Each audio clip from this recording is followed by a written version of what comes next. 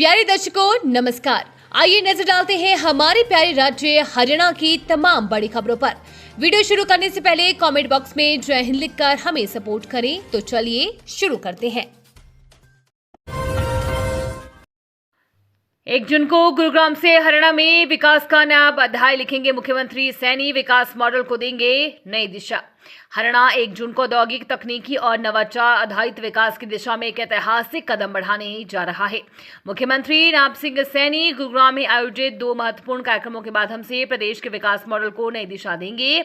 एक और जहां मुख्यमंत्री मेक इन हरियाणा औद्योगिक नीति एवं 9 नई क्षेत्रीय नीतियों का शुभारंभ करेंगे, वहीं दूसरी ओर हरियाणा AI सैंडबॉक्स का उद्घाटन कर राज्य को आर्टिफिशियल इंटेलिजेंस आधारित प्रशासन और नवाचार के क्षेत्र में नई पहचान दिलाने की शुरुआत करेंगे। लोगों को अभी यूं ही तड़पाएगी गर्मी, IMD ने बताया इस दिन से बदलेगा मौसम। पूरे उत्तर भारत सहित हिसार में भी भीषण गर्मी का असर लगातार बढ़ता जा रहा है। तेज धूप और गर्म हवाओं ने लोगों का जीना मुश्किल कर दिया है। गर्मी से बचने के लिए लोग ठंडे तरल पदार्थों का सहारा ले रहे हैं, वहीं पशु पक्षियों को भी भारी परेशानी का सामना करना पड़ रहा है। मौसम विभाग के अनुसार 29 मई तक गर्मी से राहत मिलने की संभावना नहीं है और अगले 3 से 4 दिनों में तापमान में और बढ़ोतरी हो सकती है। डॉक्टरों और मौसम विशेषज्ञों ने लोगों को सलाह दी है कि वे ढीले और हल्के कपड़े पहने, ज्यादा से ज्यादा पानी और तरल पदार्थों का सेवन करें तथा बहुत जरूरी होने पर ही घर से बाहर निकलें। खासकर बुजुर्गों और बच्चों को दोपहर के समय घर में ही रहने की सलाह दी गई है। बजट की घोषणा, कागजों में बंद लाखों कर्मचारियों और पेंशनरों के आश्रितों को मेडिकल क्लेम का इंतजार। हरियाणा सरकार द्वारा बजट में कर्मचारियों और पेंशनरों के आश्रितों के लिए चिकित्सा प्रतिपूर्ति की भी सीमा 35 रुपए से बढ़ाकर 9,000 रुपए प्रति माह करने की घोषणा केवल कागजों तक सीमित रह गई है। महीनों बीते जाने के बाद भी इसकी आधिकारिक अधिसूचना जारी नहीं हुई है। नतीजा ये है कि सरकारी विभाग आज भी पुराने नियमों का हवाला देकर कर्मचारियों के बढ़े हुए मेडिकल दावे खारिज कर रहे हैं। मासूम को 3rd डिग्री पर मानवाधिकार आयोग सख्त, स्कूल बसों और क्लासरूम में CCTV की दोबारा जांच की आदेश। राज्य मानवाधिकार आयोग ने नूह के गांव चचेरा स्थित प्रभात वरिष्ठ माध्यमिक विद्यालय में तीसरी कक्षा की छात्रा को अमानवीय शारीरिक दंड के मामले में स्कूलों में बच्चों की सुरक्षा व्यवस्था और CCTV निगरानी पर चिंता जताई है। आयोग ने कहा कि परिवहन विभाग एवं परिवहन आयुक्त की ओर से जारी निर्देशों के अनुसार स्कूली बच्चों को ले जाने वाली सभी बसों व वाहनों में CCTV कैमरे लगाना व उनकी नियमित निगरानी अनिवार्य है।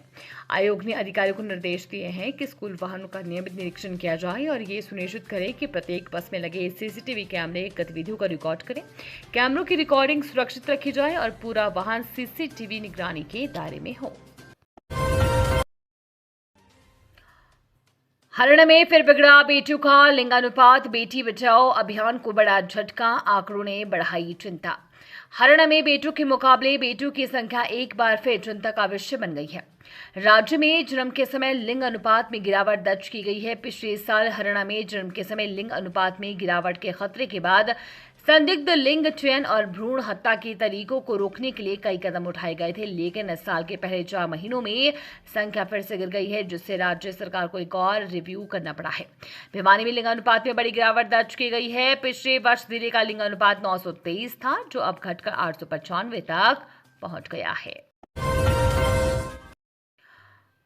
स्वास्थ्य मंत्री का ऐलान, छोटे शहरों के सरकारी अस्पताल होंगे हाईटेक, महिलाओं और नवजातों को बड़ी राहत। हरियाणा की महिलाओं और नवजात बच्चों के लिए राहत भरी खबर है। प्रसव और नवजात के इलाज के लिए अब बड़े शहरों के महंगे निजी अस्पतालों के चक्कर नहीं काटने पड़ेंगे। प्रदेश सरकार ग्रामीण इलाकों के सरकारी अस्पतालों को अत्याधुनिक सुविधाओं से लैस करने जा रही है। स्वास्थ्य मंत्री आरती सिंह राव ने कहा कि ग्रामीण और कम सेवा वाले क्षेत्रों में स्वास्थ्य सेवाएं बेहतर करने के लिए स्वास्थ्य विभाग मेदांता फाउंडेशन के माध्यम से मेदांता अस्पताल के साथ समझौता ज्ञापन करेगा। सुश्री राव ने बताया कि इस साझेदारी का उद्देश्य सब डिस्ट्रिक्ट हॉस्पिटल अटेली और कम्युनिटी हेल्थ सेंटर फरूखनगर एवं मीरपुर में मातृ एवं शिशु स्वास्थ्य सेवाओं को अपग्रेड करना है। दोस्त के साथ हुई अनबन तो लगा दी स्कूटी में आग, 4 अन्य वाहन जली, घर की दीवार जली। डीएलएफ फेज 3 के यू ब्लॉक में आपसी रंजिश के चलते एक युवक द्वारा दोस्त की स्कूटी में आग लगा दी। आरोपी द्वारा लगाई गई ये आग इतनी भीषण थी कि इसकी चपेट में आकर आसपास खड़े 4 अन्य वाहन, घर की दीवार और बिजली के मीटर आ गया और वो भी जलकर राख हो गए। पुलिस ने पीड़ित की शिकायत पर नामजद आरोपी के खिलाफ भारतीय न्याय संहिता की धारा 326F के तहत मामला दर्ज कर जांच शुरू कर दी है। रंजिश में लाठी डंडों से युवक पर जानलेवा हमला करने वाला 5000 का इनामी बदमाश काबू। पुरानी रंजिश के चलते एक युवक अपहरण कर लाठी डंडों से जानलेवा हमला करने के मामले में गुरुग्राम पुलिस की अपराध शाखा सेक्टर 39 की टीम ने 5000 के इनामी बदमाश को गिरफ्तार कर लिया।